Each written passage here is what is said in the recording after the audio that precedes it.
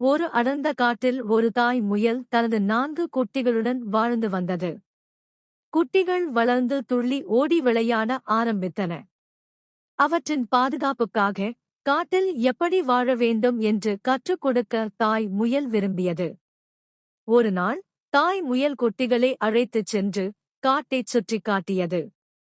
என்ன உண்ணலாம், எந்தெந்த செடிகளின் இலைகளை தின்னலாம், எவற்றை தின்னக்கூடாது என்று அடையாளம் காட்டியது.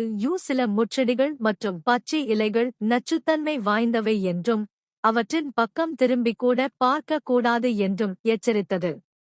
நரிகள், ஓநாய்கள் போன்ற வேட்டையாடும் விலங்குகளின் சுவடுகளை எப்படி அடையாளம் காண்பது, அவற்றின் ஆபத்துகள் என்ன, அவற்றிலிருந்து எப்படி தப்பிப்பது என்றெல்லாம் தெளிவாக விளக்கிக் கூறியது.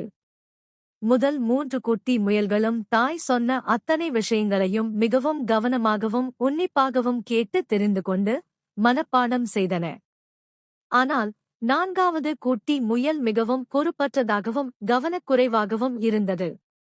அது தாய் சொன்ன முக்கிய பாடங்களைக் கேட்காமல் அங்கேயும் இங்கேயும் துள்ளிக் குதித்து பாப்பாத்தி பூச்சிகளையும் வெட்டுக்கிளிகளையும் துரத்தி விளையாடிக் கொண்டிருந்தது. 4 குட்டிகளும் வளர்ந்து தனித்து வாழும் காலம் வந்தது.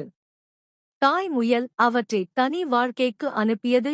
கவனமாக கற்றுக்கொண்ட முதல் 3 குட்டிகளும் பாதுகாப்பாகவும் மகிழ்ச்சியாகவும் வாழ்ந்தன. ஆனால் பொறுப்பற்ற 4வது குட்டி முயல் காட்டில் ஓடி விளையாடியது. அது பசி வந்தபோது தாய் எச்சரித்திருந்த நச்சுத்தன்மையுள்ள சில பச்சை இலைகளை குறித்துத் தின்றது. விஷ இலைகளைத் தின்றதால் குட்டி முயல் அங்கேயே மயங்கி விழுந்தது. மயக்கம் தெளிந்து அது எழுவதற்கு முன்பே அந்த வழியாக வந்த ஒரு ஓநாய் அதை லபக்கென்று விழுங்கிவிட்டது.